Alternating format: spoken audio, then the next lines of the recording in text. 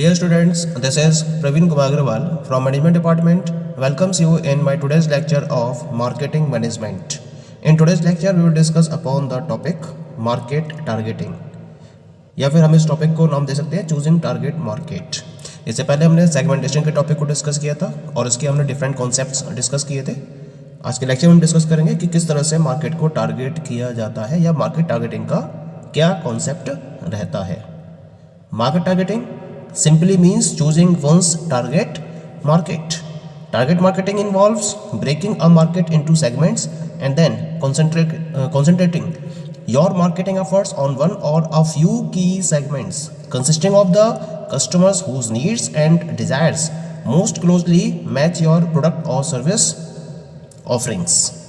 Market targeting का मतलब क्या होता है? जब आप अपने टारगेट मार्केट को चूज करते हो, ये कि वो मार्केट जहां आप अपने प्रोडक्ट्स और सर्विसेज को ऑफर करने जा रहे हो वो आपका टारगेट मार्केट कहलाता है। तो जब आप टारगेट मार्केट को सेलेक्ट करते हो तो उस सिलेक्शन की प्रोसेस को हम मार्केट टारगेटिंग का नाम देते हैं। क्या होता है टारगेट मार्केटिंग में? सबसे पहले तो आप कंप्लीट मार्केट को सेगमेंट्स में ब्रेक करते हो और सेगमेंट्स में ब्रेक करने के बाद उन सेगमेंट्स में से आप उन पर्टिकुलर सेगमेंट्स पर कॉन्सेंट्रेट करते हो, अपने मार्केटिंग एफर्ट्स पुट ऑन करते हो जो सेगमेंट्स आपके प्रोडक्ट या सर्विस ऑफरिंग से मोस्ट क्लोजली कनेक्टेड होते हैं। यानी कि जिन पर्टिकुलर सेगमेंट्स के अंदर कस्टमर्स की नीड्स और डिजायर्स आपके प्रोडक्ट या सर्विस ऑफरिंग से क्लोजली मैच करती हुई होती हैं, उन पर्टिकुलर सेगमेंट को आप सेलेक्ट करते हो और उनमें अपने प्रोडक्ट्स अवेलेबल कराने शुरू कर देते हो। तो हम इसको बोलते हैं मार्केट टारगेटिंग। और जब हम टारगेट मार्केट को चूज करने की बात करते हैं तो उसमें जो एक फर्म है क्या करती है, वो बेसिकली इवैल्यूएशन की प्रोसेस को फॉलो करती है। यानी कि जो भी सेगमेंट्स एक सामने प्रेजेंट होते हैं उन सारे सेगमेंट्स को कुछ पैरामीटर्स को ध्यान में रखते हुए प्रॉपर्ली इवैल्यूएट करती है और उस इवैल्यूएशन के बाद जो मोस्ट एप्रोप्रिएट सेगमेंट्स होते हैं उनको फाइनली सेलेक्ट कर लेती है और उन सेगमेंट्स में अपने प्रोडक्ट और सर्विसेज को ऑफर करते हुए उन्हें अपने टारगेट मार्केट में कन्वर्ट कर लेती है। ठीक है, तो इसका मतलब यहाँ पॉइंट आया that is the evaluating the segments. तो सेगमेंट को इवैल्यूएट करने के पॉइंट ऑफ व्यू से हम किन किन क्राइटेरिया को फॉलो करते हैं, इसके लिए हम क्या क्या पैरामीटर्स लेके चलते हैं, हम उन पैरामीटर्स को आगे के लेक्चर में कंटिन्यू करेंगे। तो इवैल्यूएटिंग द सेगमेंट यानी कि the target segments only be selected after evaluation of the different segments on the basis of certain criteria. These criteria are sizeable, growing, profitable, accessible and compatible. यानी कि जब आप target market की बात करते हो तो डिफरेंट सेगमेंट्स में से टारगेट मार्केट को सिलेक्ट करने के लिए इवैल्यूएशन की प्रोसेस को फॉलो किया जाता है। यानी कि जितने भी सेगमेंट्स हैं उनको कुछ क्राइटेरिया के बेसिस पर प्रॉपर्ली इवैल्यूएट किया जाता है। क्या क्या वो क्राइटेरिया है? The first one is the sizeability, growing second parameter हो गया, सेकंड क्राइटेरिया हो गया, profitability, then accessibility and compatibility. तो इस तरह से इन 5 क्राइटेरिया को फॉलो करते हुए किसी भी सेगमेंट को मार्केटर के द्वारा प्रॉपर्ली इवैल्यूएट किया जा सकता है। The very first one is the is it sizeable, यानी कि जो सेगमेंट है वो सेल्स और प्रॉफिट दोनों के टर्म्स के पॉइंट ऑफ व्यू से लार्ज होना चाहिए। क्योंकि जो पर्टिकुलर सेगमेंट है वो जितना ज़्यादा सेल के पॉइंट ऑफ व्यू से या प्रॉफिट के पॉइंट ऑफ व्यू से लार्ज होगा उतना ही उस पर्टिकुलर सेगमेंट में प्रोडक्ट को ऑफर करने में ऑर्गेनाइजेशन अपना इंटरेस्ट रिप्रेजेंट करेगी। तो सबसे पहले आता है साइज की। The larger the size of the segment the more will be the interest of the marketer in that particular segment. तो सबसे पहली बात तो टारगेट मार्केट को जस्टिफाई करने के लिए जो सेगमेंट है वो सेल और प्रॉफिट के पॉइंट ऑफ व्यू से लार्ज एनफ होना चाहिए। ये पहला पैरामीटर हो गया। दूसरा पैरामीटर है इसके अंदर दैट इज इट ग्रोइंग, क्या ये ग्रोथ की स्टेज में है, लगातार ये लगातार ग्रो कर रहा है या नहीं कर रहा है। कहीं ऐसा तो नहीं कि यहाँ पर ग्रोथ कांस्टेंट हो चुकी है और उसके आगे कोई ग्रोथ हो ही नहीं रही है, मैच्योरिटी स्टेज पर आ चुकी है। तो ये भी आपको देखना है। Growth rate and likely future position of the segment will be the next consideration in the evaluation process. तो आपको देखना है कि जो सेगमेंट आप सेलेक्ट करने जा रहे हो फ्यूचर पोजीशन क्या है उसकी, और उसके ग्रोथ रेट के चांसेस कितने हैं in future period of time. इसको भी कंसीडर करते हुए ही आपको उस पर्टिकुलर सेगमेंट को इवेल्युएट करना होता है, क्योंकि जो हाई ग्रोथ सेगमेंट्स होते हैं उनमें फर्म्स सबसे ज़्यादा इंटरेस्ट रिप्रेजेंट करती हैं अपना। जितनी ज़्यादा ग्रोथ रेट होगी उसकी हाई लेवल पर, उतना ही वो अट्रैक्टिव होगा किसी भी फर्म के पॉइंट ऑफ व्यू से। Third criteria is it profitable, क्योंकि प्रॉफिट को अर्न करना ये किसी भी ऑर्गेनाइजेशन का एक अल्टीमेट ऑब्जेक्टिव होता है कि उसे लगातार प्रॉफिट अर्न करने को मिलता रहे। अगर वो सेगमेंट इस तरीके का है कि जहां से आप मैक्सिमम प्रॉफिट को ड्रॉ कर सकते हो या प्रॉफिटेबिलिटी के चांसेस अगर ज़्यादा से ज़्यादा हैं, तो वो उतना ही अट्रैक्टिव सेगमेंट होगा किसी भी फर्म के पॉइंट ऑफ व्यू से। तो आपको ये भी इवेल्युएट करना है weather the segment is profitable और नॉट।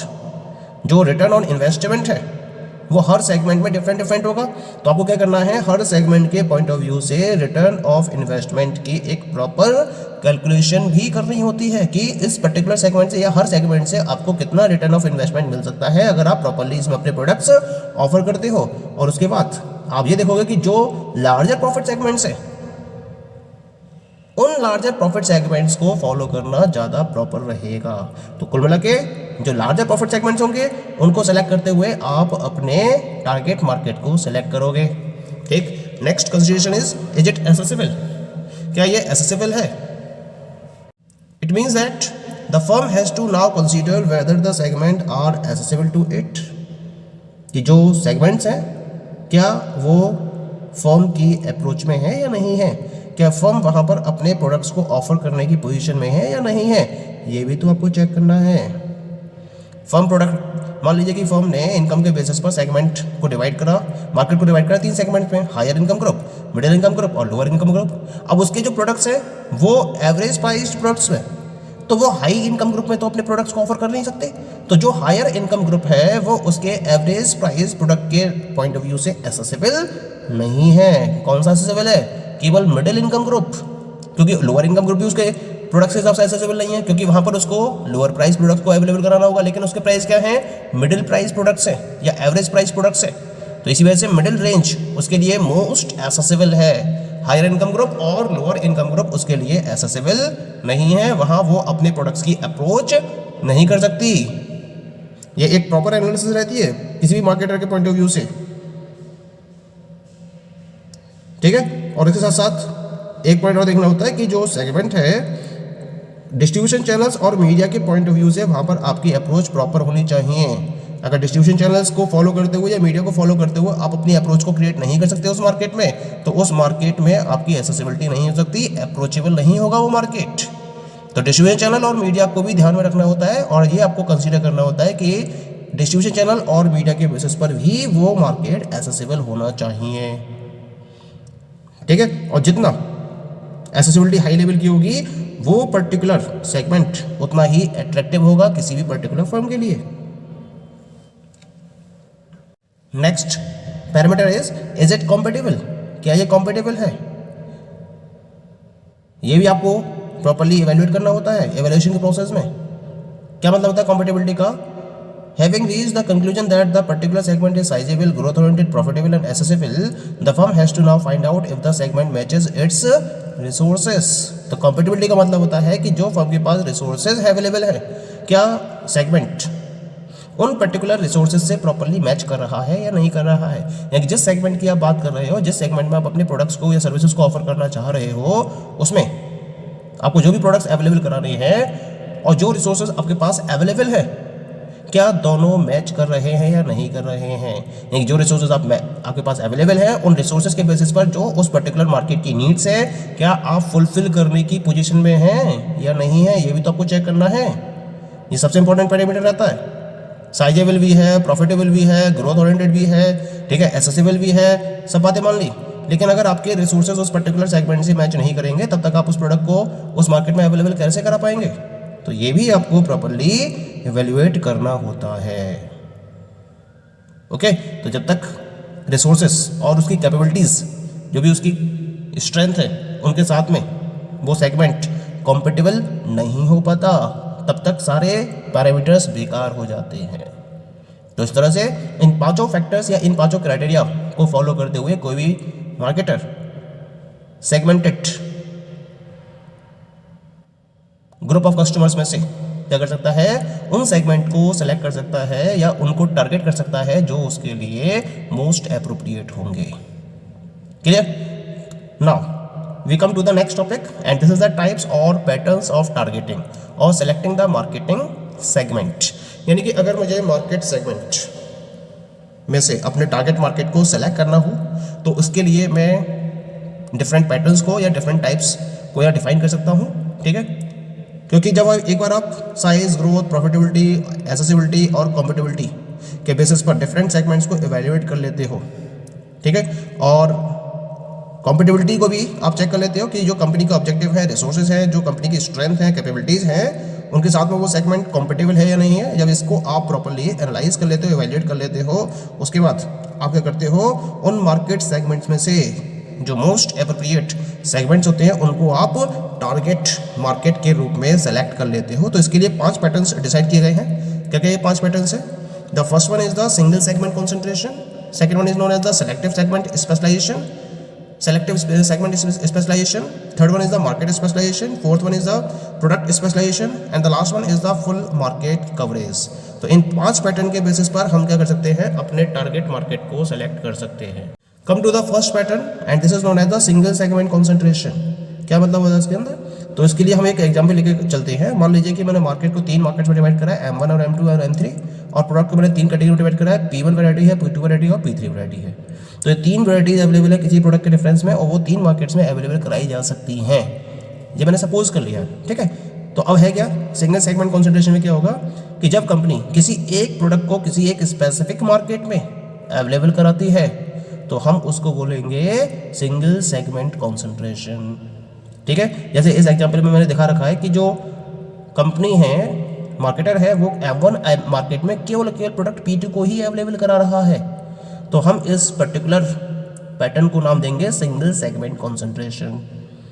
क्लियर हो गया? जैसे हम BPB, एक कंपनी है BPB पब्लिकेशन, तो ये जो BPB पब्लिकेशन है ये केवल कंप्यूटर की फील्ड में ही बुक्स को पब्लिश करती है। तो एक सिंगल मार्केट पकड़ रखा है कंपनी ने और एक सिंगल प्रोडक्ट ही अवेलेबल करा रही है और वो क्या है, कंप्यूटर बुक्स। तो कंप्यूटर मार्केट को सेलेक्ट कर रखा है और इसी में ये पब्लिकेशन अपनी बुक्स को पब्लिश करती है। तो ये एग्जाम्पल हो जाएगा सिंगल सेगमेंट कॉन्सेंट्रेशन। ऐसे आपने सुना होगा सोनालिका का ट्रैक्टर होता है, तो सोनालिका केवल ट्रैक्टर को प्रोड्यूस करती है और एग्रीकल्चर के फील्ड में, एग्रीकल्चर के पॉइंट ऑफ व्यू से इस ट्रैक्टर की अवेलेबिलिटी को एंश्योर करती है। तो ये भी एग्जाम्पल किसका हो गया? This is the example of single segment concentration. ठीक है, सेकंड पैटर्न की बात करते हैं यहाँ पर, है ना, टारगेटिंग के रेफरेंस में, that is the selective segment specialization. क्या होता है इसमें ना, यहाँ जो कंपनी है वो डिफरेंट सेगमेंट्स को कैप्चर करती है और ऐसे सेगमेंट्स को कैप्चर करती है जो एक दूसरे से किसी भी तरीके से रिलेटेड नहीं होते, और अगर होते भी हैं तो बहुत कम सिनर्जी होती है इनके बीच में। जो भी सेगमेंट्स हैं they are having a very little और नो सिनर्जी अमंग देमसेल्फ। तो इस टाइप के सेगमेंट्स को सेलेक्ट करते हुए अलग टाइप के प्रोडक्ट्स इसमें अवेलेबल कराए जाते हैं कंपनी की तरफ से। जैसे एग्जाम्पल में मैंने शो कर रखा है कि यहाँ कंपनी ने P1 प्रोडक्ट को M2 मार्केट के लिए अवेलेबल कराया है, P2 प्रोडक्ट को M1 मार्केट के लिए अवेलेबल कराया है और P3 प्रोडक्ट को M3 मार्केट के लिए अवेलेबल कराया है। तो जब कंपनी अलग अलग मार्केट्स में अलग अलग प्रोडक्ट्स को अवेलेबल कराए, और ये जो मार्केट होते हैं वो इस तरह से होते हैं जिनके अंदर बहुत कम सिनर्जी होती है या फिर बिल्कुल भी कोई भी सिनर्जी इनके बीच में नहीं होती, तो हम इस पर्टिकुलर पैटर्न को नाम देते हैं सेलेक्टिव सेगमेंट स्पेशलाइजेशन। क्लियर हो गया? थर्ड की बात करते हैं, थर्ड पैटर्न की। Third pattern is known as the market specialization. क्या मतलब है मार्केट स्पेशलाइजेशन का? यहाँ कंपनी क्या करती है, यहाँ कंपनी एक मार्केट को कैप्चर करती है और उसमें अपनी स्पेशलाइज्ड सर्विसेज को या स्पेशलाइज्ड वे में प्रोडक्ट्स को अवेलेबल कराती है। यानी कि variety of products are produced by the company from the point of view of that particular single market only. केवल उसी मार्केट को ध्यान में रखते हुए कंपनी वैरायटी ऑफ प्रोडक्ट्स की सप्लाई एंश्योर करती है। तो हम इस पर्टिकुलर टारगेटिंग पैटर्न को नाम देते हैं मार्केट स्पेशलाइजेशन। जैसे LG है, तो जो LG है वो डिफरेंट टाइप के होम अप्लायंसेस को प्रोड्यूस करती है, तो उसने एक ही मार्केट पकड़ रखा है, that is the home appliances, और उस होम अप्लायंसेस के मार्केट में different variety of products are made available by LG।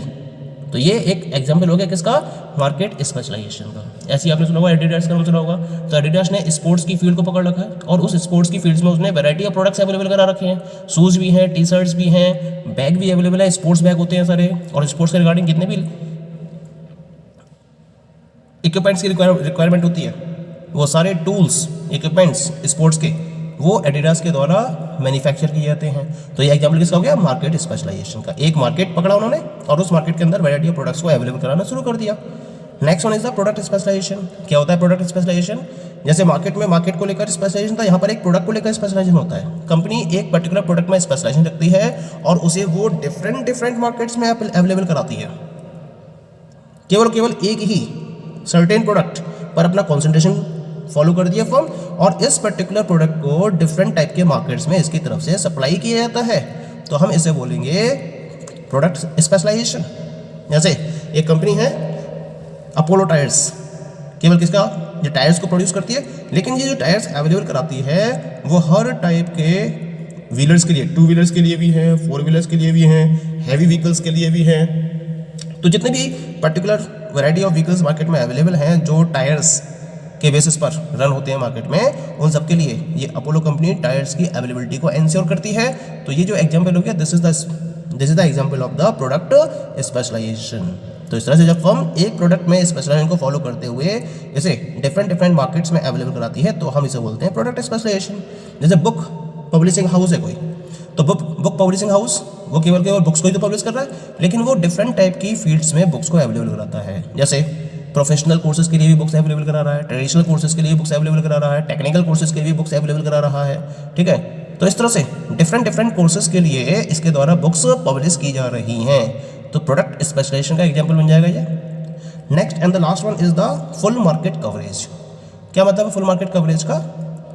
जब कंपनी हर टाइप के प्रोडक्ट को हर टाइप के मार्केट में अवेलेबल कराने में कैपेबल होती है, यानी कि जो कंपनीज लार्ज रिसोर्सेज के साथ मार्केट में अवेलेबल होती हैं या जिनके पास ह्यूज कैपिटल अवेलेबल होती है, लार्ज अमाउंट में रिसोर्सेज की अवेलेबिलिटी होती है, वो कंपनीज क्या करती है, वो companies full market coverage policy के बेसिस पर प्रोडक्ट डिफरेंट टाइप के प्रोडक्ट्स को डिफरेंट टाइप के मार्केट्स में अवेलेबल कराती हैं।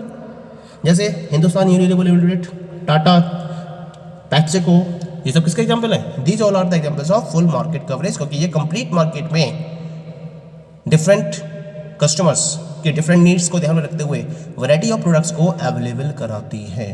तो इसी वजह से हम इस पॉलिसी को नाम देते हैं फुल मार्केट कवरेज।